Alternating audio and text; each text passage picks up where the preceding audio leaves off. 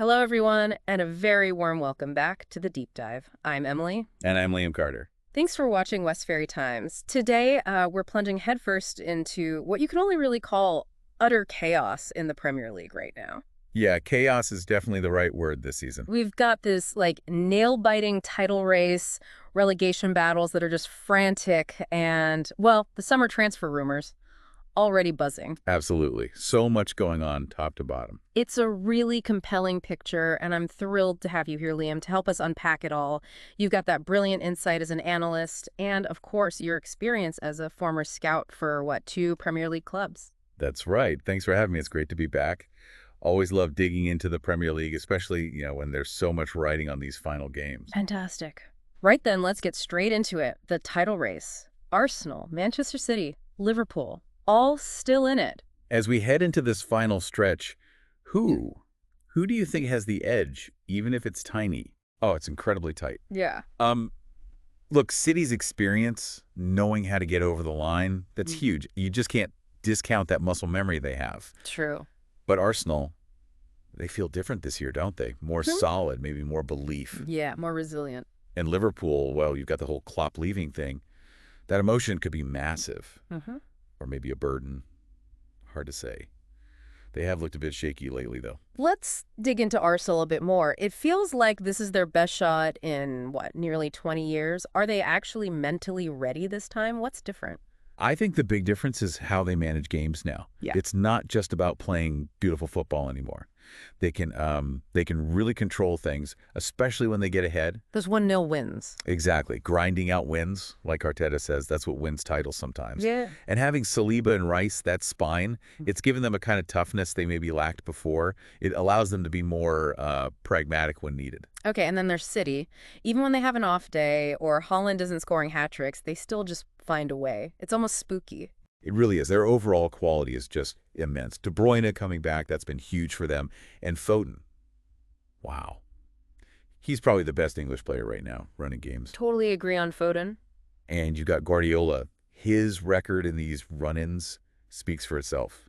He knows how to tweak things, how to manage the pressure. Those little blips they have sometimes feels like it just refocuses them.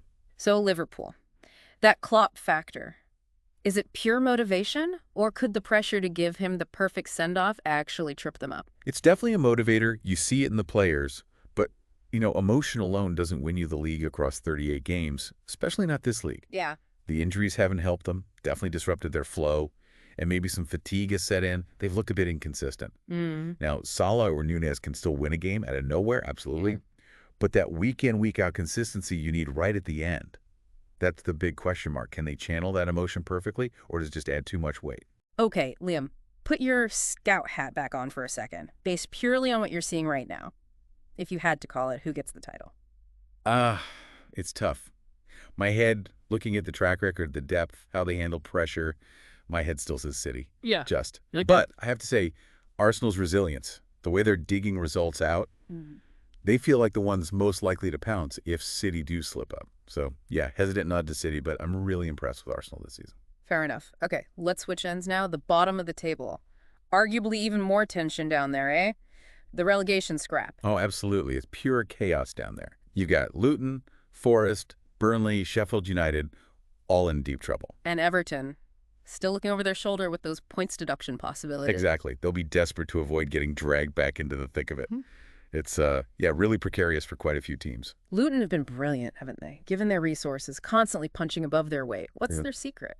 Just incredible team spirit, I think. They play for each other, massive work ethic. And Kenilworth Road. It's become a proper, horrible place for away teams to go. Definitely a fortress feel. Yeah, the manager's got them believing. The worry, though, is the squad depth. It's thin, a couple more injuries in key areas. That could be curtains for them. It takes a lot out of you, constantly playing at 110%. What about Nottingham Forest? On paper, that scrap looks like it should be comfortable, mid-table even. Why are they struggling? It's a strange one, isn't it? So much talent, but it just hasn't clicked into a consistent team. Maybe too many signings too quickly. Could be. Hard to build cohesion. Yeah, finding a clear identity, a settled way of playing. It seems to have eluded them despite the individuals they have. Maybe some off-field stuff, planning. Hasn't quite worked out. And the two promoted teams, Sheffield United and Burnley, look like a really tough ask for them now. Very tough. Burnley tried to change style, play more football, which is admirable, but they probably didn't quite have the players for it at this level. Been too open. Yeah, leaky. And Sheffield United. Look, you just can't defend like that in the Premier League. Conceding so many goals week after week, it makes survival almost impossible. Both need something miraculous, I think. Any chance of a surprise team getting sucked in? Maybe a Bournemouth or a Brentford hitting a really bad patch of form? You never know in this league. A couple of bad results, key injuries, the pressure builds so quickly. Teams that look safe can suddenly start hearing footsteps. Bournemouth, Brentford, they want a few more points just to be absolutely sure. Shows how fast things can change down there. Absolutely. Okay, let's step away from the pitch for a moment. The dugouts. Big story, obviously. Klopp leaving Liverpool. What's the ripple effect there? It's seismic for Liverpool. Yeah. He's more than just a manager there. He is the modern Liverpool in many ways. Replacing him, good luck to whoever gets that job. It's huge. Massive shoes to fill. Totally. They need someone who gets the club, the fans, but also has their own ideas to push them forward. You saw the links with Xabi Alonso that shows the caliber they're after. It's a new era dawning there. And over at Old Trafford, Erik ten Hag. Lots of pressure, especially with Ineos now involved. What are his chances, do you reckon? Well, Ineos coming in changes everything, doesn't it? They'll be looking at the whole football structure. For Ten Hag, getting into Europe, ideally the Champions League, feels like the bare minimum now. Right. Performance and results? Exactly.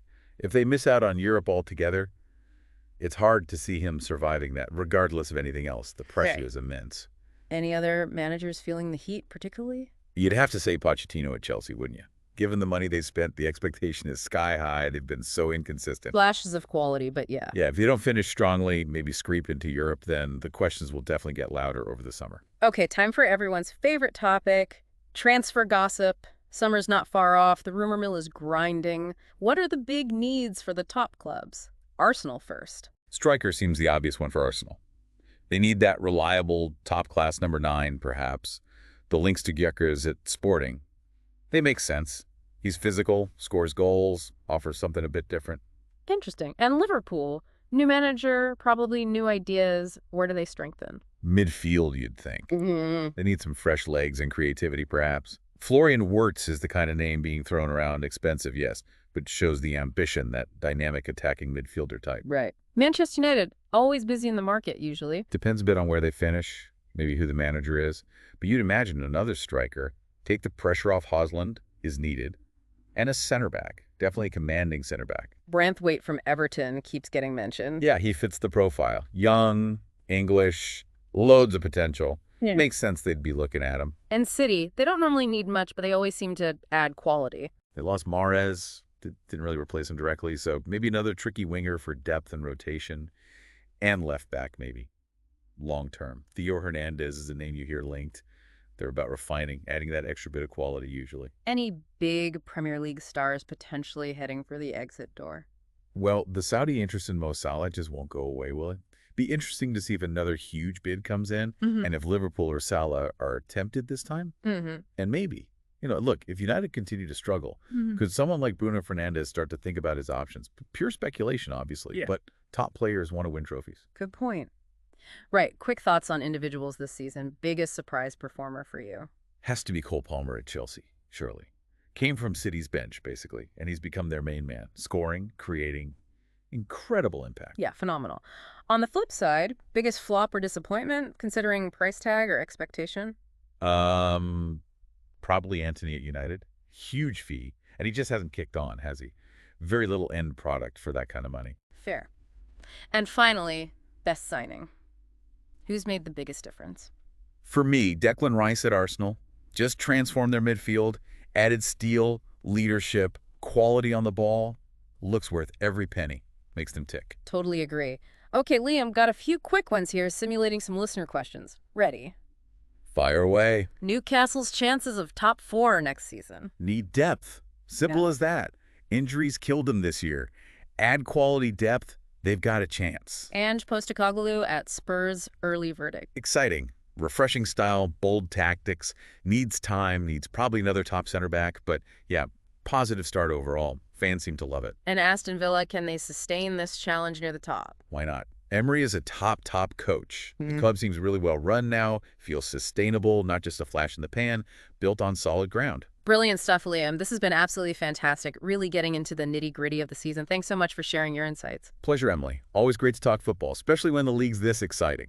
And thank you to all of you for joining us for this deep dive here on Westferry Times. What a season it is. So much still up for grabs at both ends. Absolutely. Edge of your seat stuff nearly every week. We'd love to hear your predictions. Who takes the title? Yeah. Who goes down?